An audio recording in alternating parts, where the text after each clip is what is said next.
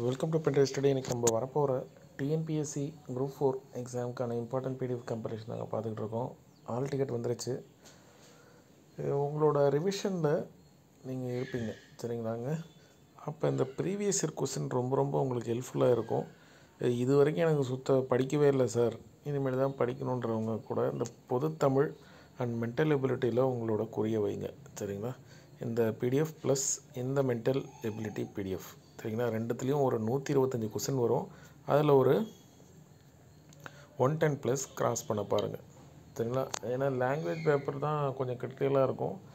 General studies நீங்கள் அப்போ எப்படி பார்த்தாலும் ஒரு 40 to 50க்குள்ளே அடிச்சிருவீங்க, சரிங்களா. ஒரு ஆவரேஜாக ப்ரிப்பேர் பண்ணியிருப்பீங்க நீங்கள் முன்னாடி.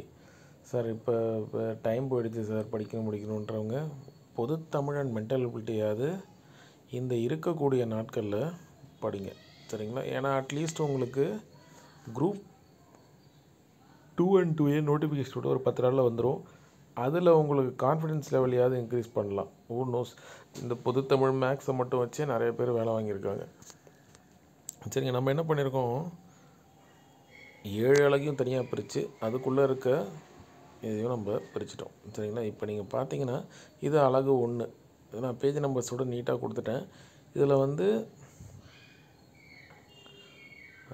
எல்லாமே ஷார்ட்கட்ஸ் மாதிரி தான் இருக்கும், சரிங்களா. இந்த லகர ரகர நகர அது மாதிரி இதெல்லாம் இந்த ஆ வரும், ஈ வரும், ஐ வரும் அப்படின்னு சொல்லி இம்மு வரும். அது மாதிரி நீங்கள் பார்த்துக்குங்க. வேர்ச்சொல்லிலிருந்து வினை முற்று, வினையெச்சம், வினையாளனையும் பெயர், தொழிற் பெயர், பெயரெச்சம், அதெல்லாம் பியூர் ஷார்ட்கட்ஸ் தான். வேர்ச்சொல் எப்படி எழுதணும், வேர்ச்சொல்லாம் தனியாக நிற்கும், சரிங்களா.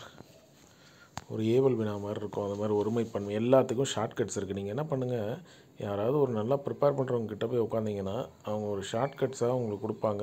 அதை நீங்கள் என்ன பண்ணலாம், யூஸ் பண்ணிக்கலாம். ப்ளஸ் இந்த ப்ரீவியஸ் இயர் கொஸ்டினை பார்த்தீங்கன்னா உங்களுக்கு நல்லா கிளாரிட்டி கிடைக்கும். வெறுமனே ப்ரீவியஸ் இயர் கொஸ்டின் பார்க்காதீங்க, அது உங்களுக்கு புரியாது பொதுத்தமிழை பொறுத்த வரைக்கும்.